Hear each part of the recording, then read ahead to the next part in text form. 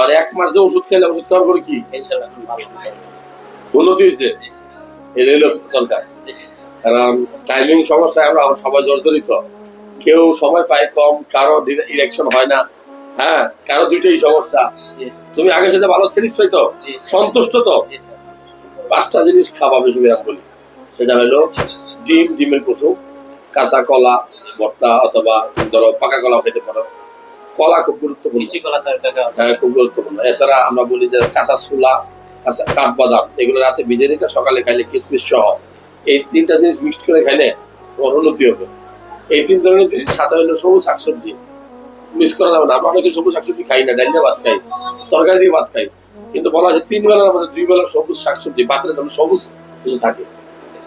আর 5 নম্বরটা হলো রাতে 1 গ্লাস দুধ খাওয়ার চেষ্টা করবো সবসময়। ডায়াবেটিস আছে তাহলে তুমি তোমার যে রেজাল্টটা পাইছো ধরে রাখতে পারবা।